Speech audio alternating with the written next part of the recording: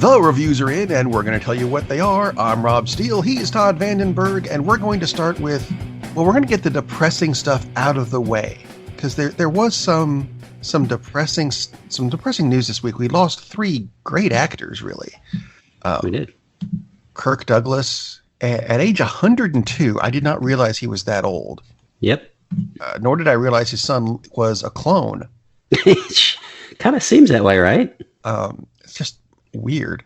But yeah, he was 102, so it's not like it was unexpected. Right. Robert Conrad died at age 82 of heart failure, which at 82, I kind of get. And I'm going to be horrible the way I phrase this now, because I'm going to add in 91-year-old Orson Bean, who I realized was not as popular an actor as Kirk Douglas or Robert Conrad, but he did not die of 102 or heart failure or cancer or anything. I found this out this morning. He was run over by a car. Yeah. At age 91, which I like I said, I know this is going to sound horrible. I like the way that he went out, in that it's not he had a heart attack. Oh, he had cancer. No, Orson Bean was hit by a car. That's, right. You don't hear that very often anymore. Not in your 90s, no. No, maybe it was a Prius, because it was very running in electric mode. It was quiet. It's quiet. I know I'm making light of this, but I think it's nice to see someone die of something that's not being blatantly murdered or some sort of malady like cancer or something. Well, given Orson Bean's wit, and that's what he was known for, he was first really came to prominence, I think, overall as a panelist on shows like What's My Line and I've Got a Secret, things like that, like in the 50s through 60s. And he was known for having a quick wit, which there aren't many people around anymore that's their calling card, is like, I'm smart and funny. That's why I'm on, TV. So he probably would have appreciated the fact that he went out, unlike, I'm not going to let, cancer get me. He's like, I'm going to get hit by a car. So yeah, he went out in an active way. And I think he probably would have appreciated the, not that he appreciates being dead, I'm sure, but he was 91. So yeah, I agree. I mean, it's like, that's, if you're going to go, and hopefully it was quick, but that beats the heck out of 6 months of painful cancers slowly going away. Yeah. This is Kirk Douglas is, of course, an icon in Hollywood, and I'm sure they'll have a special thing at the Oscars tonight, and hopefully for Robert Conrad. Because Robert Conrad was, to me, he's as big in the realm of television as Kirk Douglas was in films. Favorite show growing up was The Wild Wild West. That's just an iconic role, an iconic TV show. So, and Orson Bean, a lot of people might not remember, but he was the voice of first voice of Bilbo. Yeah. In The Hobbit, the animated version of The Hobbit, which is a pretty cool film that Ralph actually did. So, no, he didn't do the Bass. Oh, sorry, that was Rankin Bass version. Rankin Bass, yeah, which is actually still pretty good. But Orson Bean, he's a big part of the charm of that. If you don't remember the Rankin Bass version, it's the one where the guy singing in the background who sounds like a goat. Yeah, that's the I think the one downfall of it is that you have Goat Boy singing in the background. Well, it's Rankin Bass too, but Orson Bean was great in that. So. Oh yeah, and actually, you mentioned the Oscars. Let's Orson, Oscar, they're very close alphabetically. And for those of you going, guys, it's Tuesday. The Oscars were 2 days ago. We record Sunday morning, right? Because we have other things to do during the week, apparently. So yeah, the Oscars have not happened yet for us, and frankly, I've got nothing on the Oscars this week other than the who do you think is going to get Best Picture?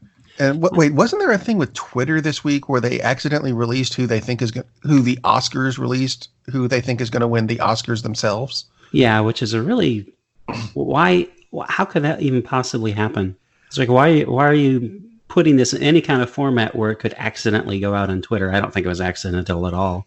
I think it was just, let's get some buzz about the Oscars any way we can. It's my understanding that it was supposed to be someone famous or an odds maker or something said, here's who this odds maker thinks is going to win. And they left that part out. Oops. Which is the whole point of putting out in the first place, but Right. I'm not really thrilled with the Oscars because, and I mentioned this before, but the fact that Lupita Nyong'o's wasn't nominated at all when technically she could have been nominated for Best Actress and Best Supporting Actress because she plays two different roles in Us. So that to me is an absolute travesty. I was going to watch Judy, biography of Judy Garland.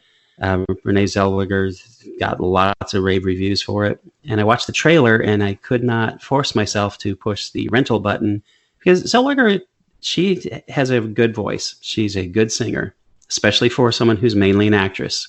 But, if you're going to portray one of the best singers of all time, it's like, you better have a great voice. She doesn't have a great voice. And it's just so jarring is like, nope. And then now the scenes in the trailer where she's portraying the person, it looks great. When she's singing, it's like, why did you even try this? I understand that maybe you don't want to go with just having her lip sync Garland songs. Great. But there are other actresses out there who would have done a much better job. I remember the movie Little Voice, where the character mimics a lot of different singers. She's much closer to Garland. And it's just like, nope. So for that reason alone, that movie shouldn't have been made, let alone she shouldn't have been nominated. But Lupita Nyong'o not even nominated, that is a freaking travesty. And I've seen two performances now of an actress who is nominated for both Best Actress and Best Supporting Actress. We'll get to one of those movies in a little bit. She's great, but there's no reason in hell that she should have been nominated above Lupita Nyong'o. So Oscars really, really, really pissed me off. So I kind of don't even care what wins tonight. I'll watch it because there's always at least one cool acceptance speech. And by the time you've heard this, you will know which acceptance speech was awesome and wonderful. And you'll know which picture won. I think it's going to be 1917. We'll find out. But that's enough Oscar talk for me. Yeah, Anna Paquin. Yeah. Didn't she win an Oscar once? She did. So that's my segue to the next story. Anna Paquin is not going to be in Captain Marvel 2. That is actually a headline, which I think was really bizarre, that they would phrase it that way. But it does make sense when you find out what they're planning on doing with Captain Marvel 2. Now, a lot of people who know the books know that one of the big things with Carol Danvers, and she wasn't Captain Marvel at the time, she was Miss Marvel, don't care.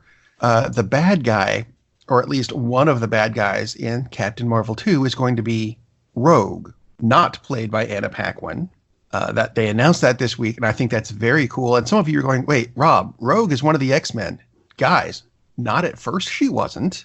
In the books, Rogue has a lot of extra powers. She can fly, she's really strong, and you kind of go, doesn't that sound like Captain Marvel? That's because Rogue's first appearance in Avengers Annual number 10, if you want to be really picky. Yes, I know this off the top of my head. Geek, maybe, a little bit.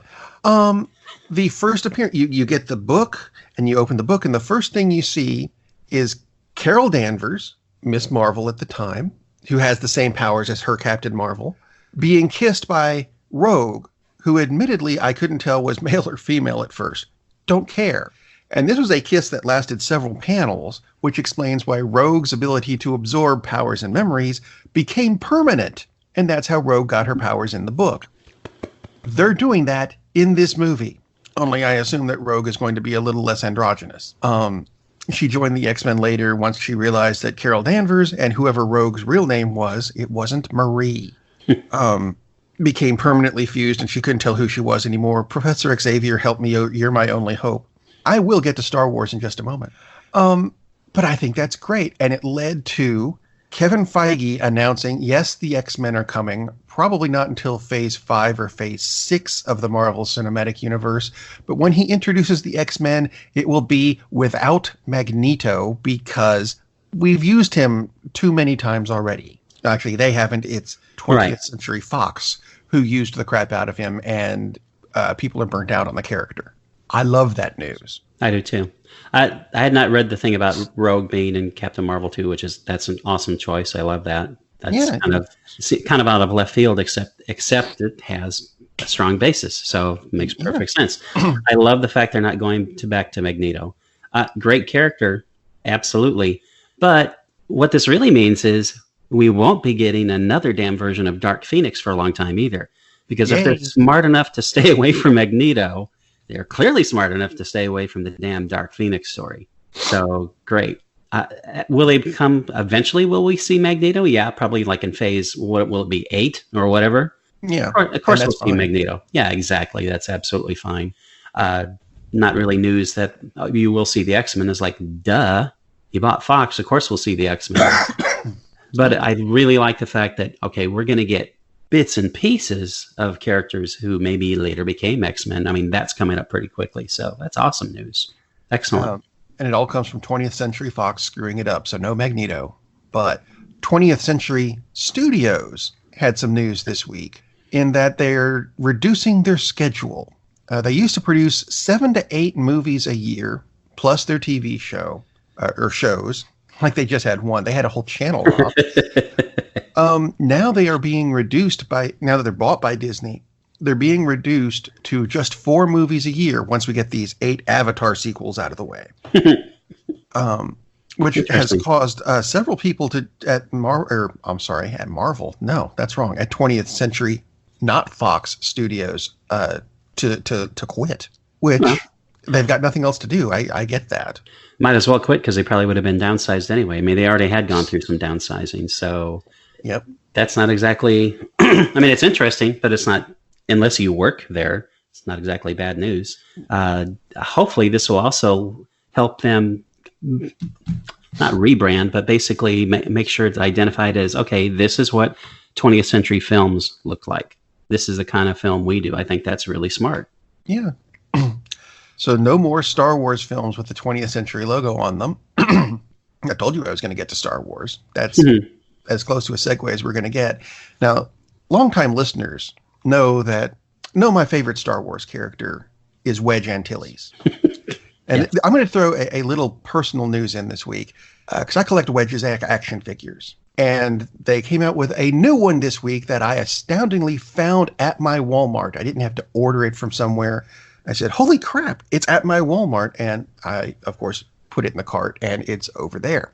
But that's when it occurred to me that something is missing from Rise of the Skywalker is action figures, because there aren't any, really, compared to the other ones. I mean, that's how Star Wars made a ton of money, is they're responsible for action figures as we know it today. I mean, before Star Wars, you had the one G.I. Joe figure who was the size of a Ken doll, and that doesn't count, really. You get the 4-inch action figures of, Luke Skywalker and Darth Vader. Mm-hmm. And that was a thing for Star Wars because absolutely everybody eventually got their own action figure. I mean, down to the point of, and I'm going to go back to the Phantom Menace, and this is one that really annoyed the crap out of me. There's a sandstorm coming, Annie. You better get inside. Well, thanks, old lady. We'll make sure to get you a mass market action figure before we make one of Wedge. Wedge being one of the heroes of episodes 4, 5, and 6, damn it. But no, we'll make one of the old lady. That's fine. But it occurred to me, Wedge did have his 3-second cameo in Rise of the Skywalker. Maybe there's an action figure from the movie. And I looked it up. Do you know how many Rise of the Skywalker action figures there are? I'm going to guess 5. Well, actually, that's not all that far off. There are a total of 29 Rise of the Skywalker figures. It was actually very far off. But no. That's not a lot considering how many there normally would have been, right? There's 150 of Star Wars Episode 1, by which I mean A New Hope by itself. Thing is, there's not really 29 action figures because 8 of them are variations of the Red Stormtrooper. There are 2 Kylo Rens, 3 Reys, 3 D.O.s. If you don't remember D.O. was apparently the name of the hairdryer on a wheel. Yeah. He's got, how the hell do you have 3 of that? It's a hairdryer with a wheel. I don't know how you can make variations of it, but they did 3 of them. But that's really about it. There is, of course, not a Wedge figure, but it really surprised the crap out of me that there is not a figure for Chewbacca or Lando or Luke or Leia or Yoda or R2-D2, C-3PO, yes, not R2, or Finn or BB-8. That's really strange. Very strange choices. They do not have figures, which just confused the crap out of me. I don't understand their logic behind that. It's like they forgot that's where a lot of their income came from.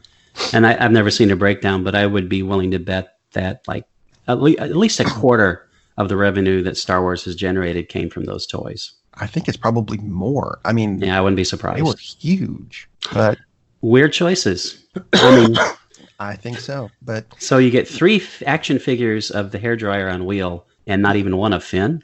No. Or Lando. I mean, some of the others I can kind of see. Not really, but I can kind of see. But well, I think one of the Kylo Rens was with and without helmet. Yeah, of course, because okay, that's what you're going to do. But nothing of Lando? No. Character comes back after decades, and you don't have one of them. Is like very weird choice. Very weird choice. You know, action figures are not just for kids. Like I just said, I bought one this week. Thank you. Yeah. Anyway, not the point. Let's get on to some movie reviews. Odd choices. And I'm going to kick off this week. No, it's not a musical. It has nothing to do with music at all whatsoever. It does kind of tie in with action figures in that I'm going to review a kids movie. I'll throw a twist at you. Like I said, not a musical. It's almost a silent movie because there is no dialogue in so this. Lovely. I mean, there's music in the background. Every so often there's a song where someone sings something kind of crappily. But it's a movie that I watched just based on the title. It's called Farmageddon. It's a Shaun the Sheep movie. Oh, God. And this came out at the end of last year. And some of you are going, Shaun the Sheep? Isn't that the claymation thing? Yes, it is. That's the other reason I watched it.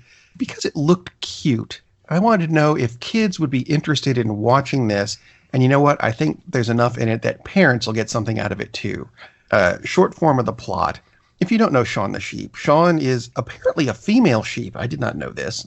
I did not care about this either. It's a claymation sheep who is very mischievous and gets all the other sheep in trouble. And there's a dog that I'm sure has a name. But like I said, no one talks in this, so I don't know what the dog's name is.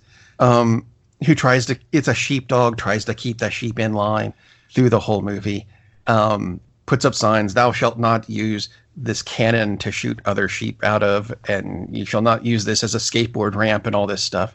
No joyriding in the crop. What are the big scythe things in the front that does crops? What are those called? Threshers. Thank you. I knew there was, it kind of went with Thrasher with the skateboard thing. No joyriding in the Thresher. All this kind of stuff. Except in this movie, a spaceship has crashed. And the small alien befriends Shaun and tries to get home. This is all completely oblivious of, or ignored by the oblivious owner of the farm. Except that he tries to knows that because of there was a UFO spotted, and there might be an alien running around. I can afford a new thresher since the sheep seems to have crashed my other one, and build a UFO amusement park so I can buy this new thresher that I found in Top Farm magazine. Yes, it's built up like Top Gear. That's one of the many jokes that you're going to get, that adults are going to get, that kids are going to go, I don't quite understand why mom and dad are laughing at this. Nor will they understand all the Doctor Who references, I suspect, because it's not new Doctor Who. It's old school Doctor Who. Like they find the crashed UFO. The alien is looking through it for a part, picks up the old sonic screwdriver. It makes the sonic screwdriver noise. It goes, I don't need this, and throws it over its shoulder. It's just a little bit that makes you go, I know that. That was funny. Or let's see, at one point they need to sneak into the amusement park that's been built. So the sheep disguise themselves as Daleks, which is just kind of odd until they get that's weird. They're going past a porta potty, which of course is a big blue box. And stepping out of the big blue box is Tom Baker in his costume, who gets freaked out by the sheep in the Dalek costumes. It's just little subtle humor things throughout this. Yes, there is a lot of childish humor, but you know what? It's claymation. It's for the kids. If your kids are under 10, or if you happen to be a sci-fi fan, there's going to be a lot of stuff in this for you. A lot of the Men in Black, not Will Smith or Thor, show up in this movie as such, but it's the Men in Black motif. that are tracking down the UFO. This actually bugged me for a minute because I recognized the whistle that the main woman in black has to do to get into her office because it's a whistle code. It's the X-Files theme. Wow. There's a lot of very subtle humor in this, and it was a fun movie. My kids enjoyed it. Your kids will probably enjoy it. Shaun the Sheep, Farmageddon, now available at home from a variety of sources.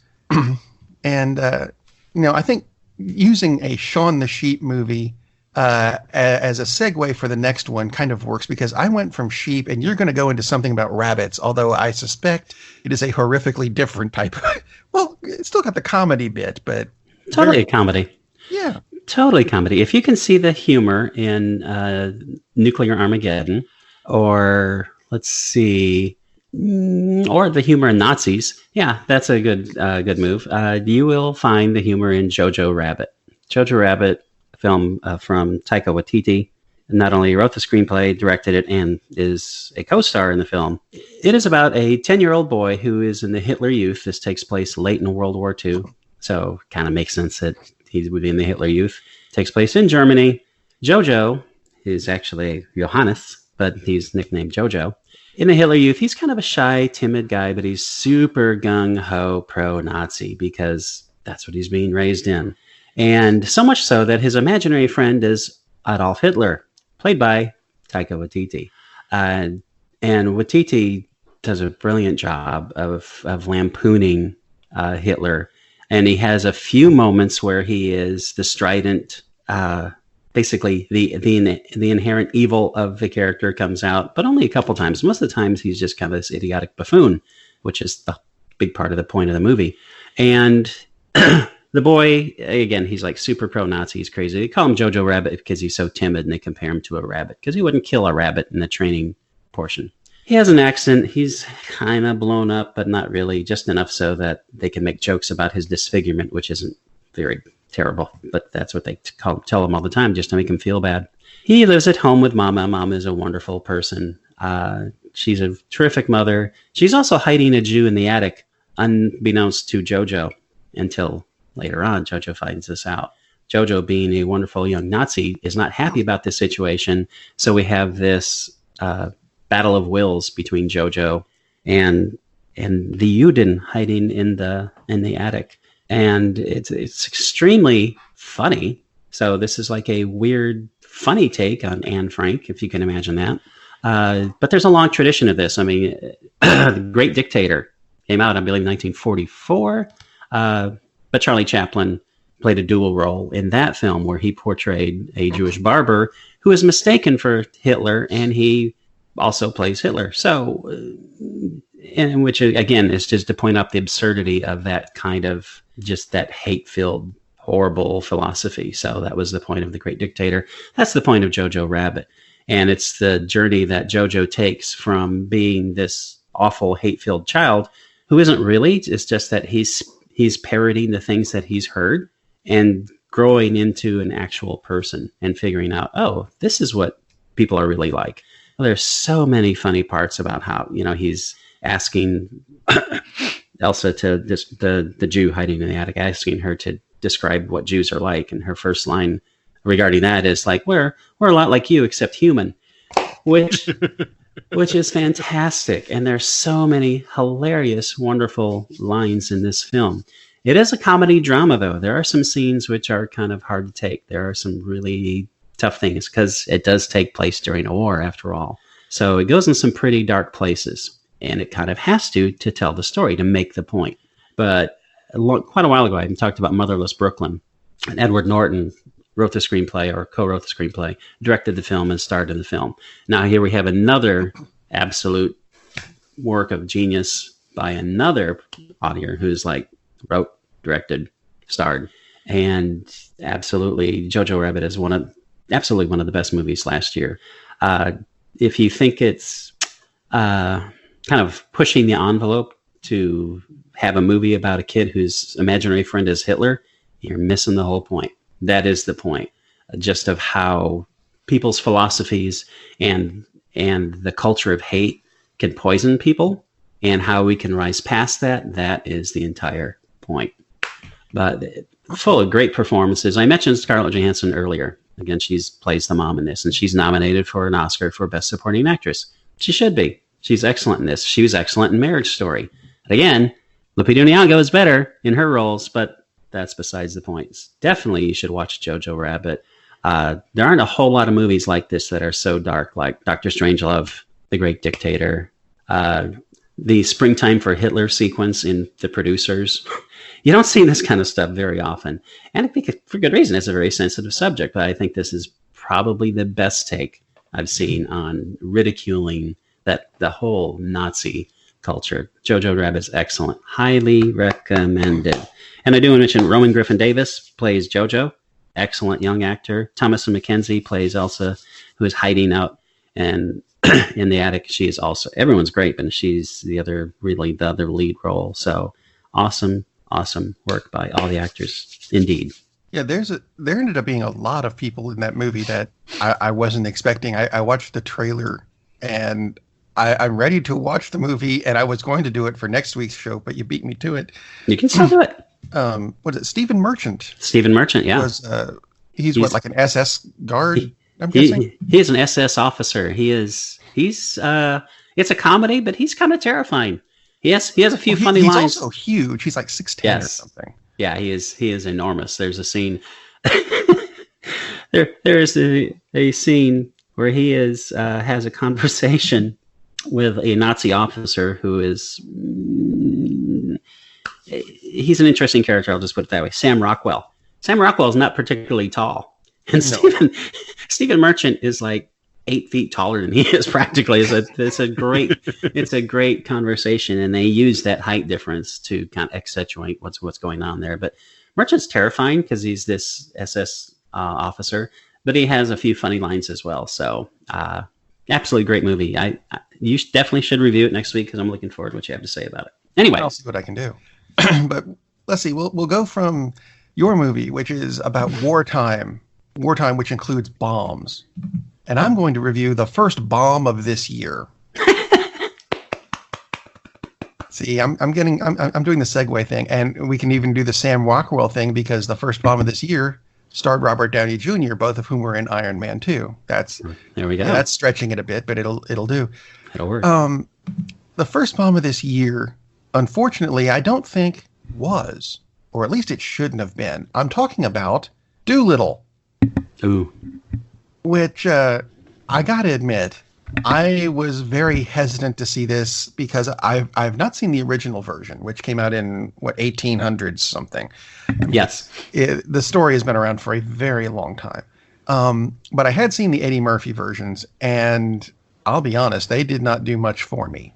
But the Robert Downey Jr. version that came out a couple weeks ago was based more on the original stories. It's set way back when. I'm not entirely sure of the timescale. It's late 1800, early 1900.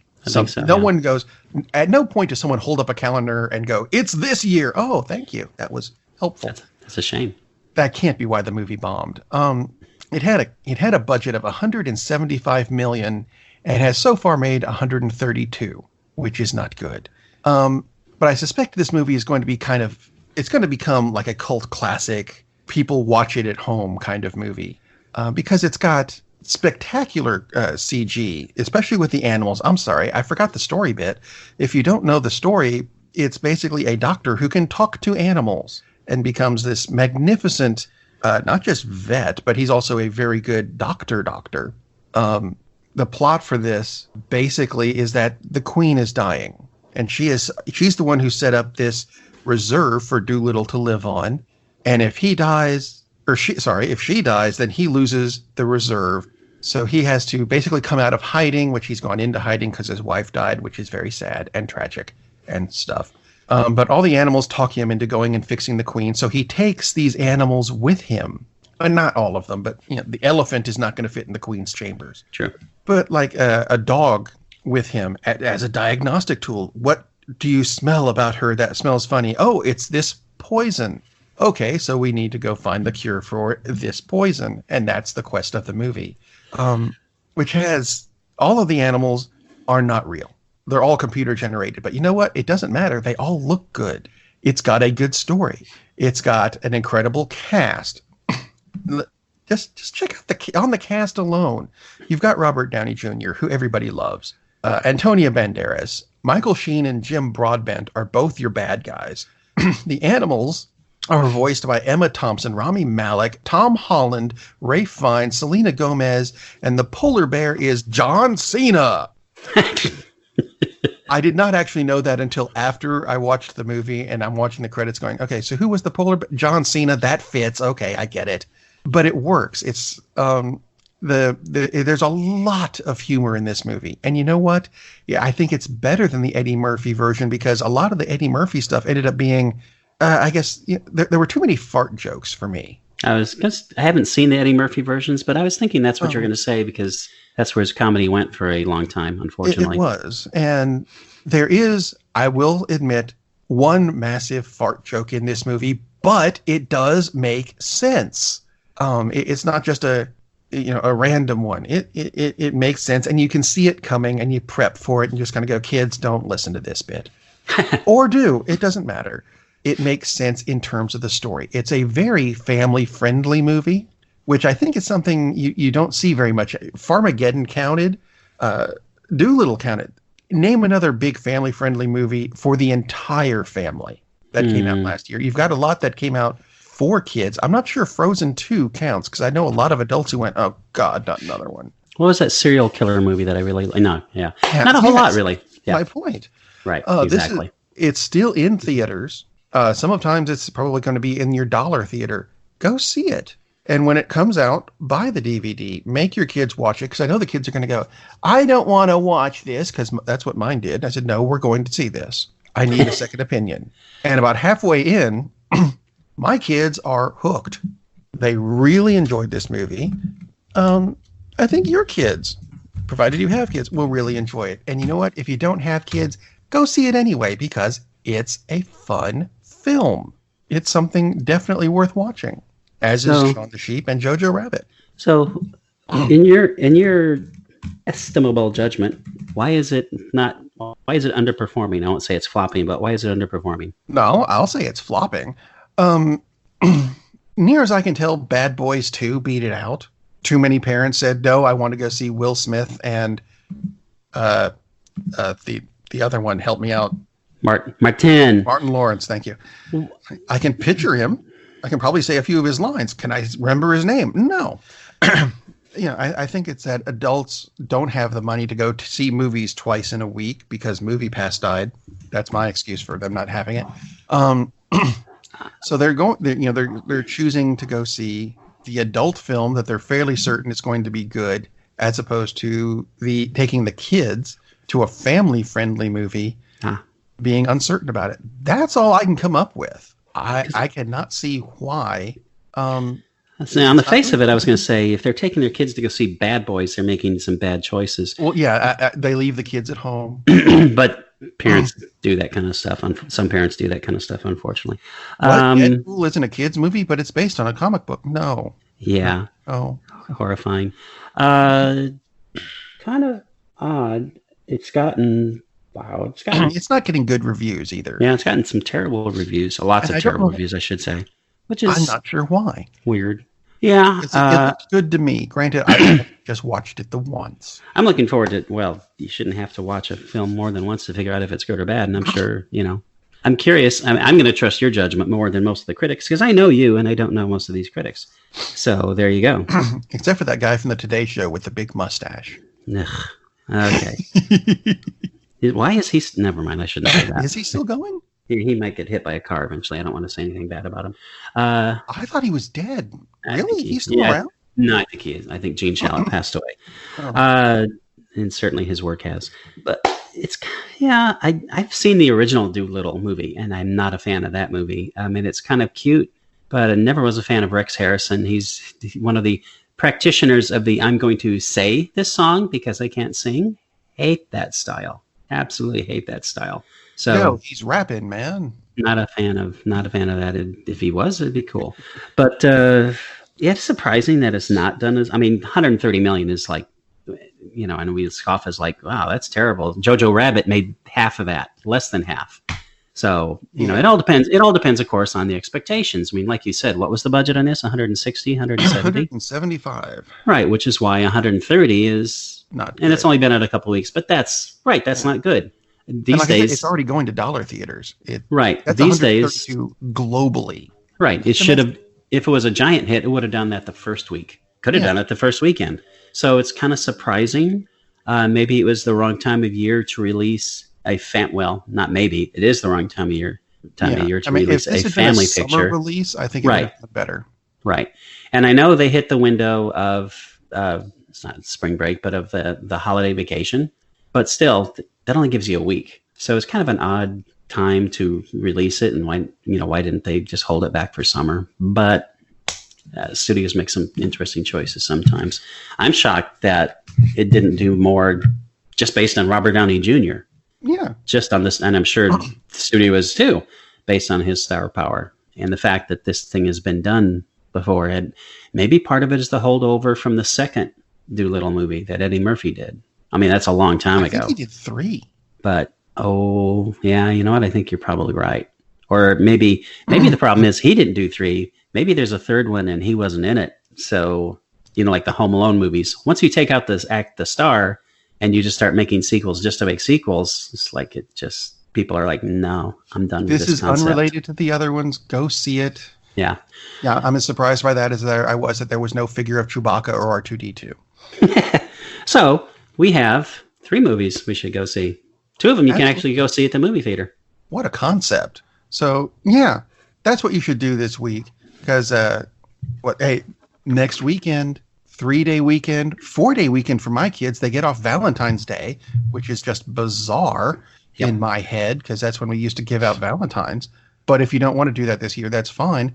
Instead, save your money on these crappy little cards that the kids are going to throw away and use that money to get out and go see a movie. Captain, we're losing power in the warp engines. I think we should be leaving now. I'm going to go home and sleep with my wife. And on that unusually harmonious bombshell, it is time to end. I am very disappointed! Man, we have a weird job. It's shameful, but, it's a living. And like that, he's gone. Hey, who turned out the lights?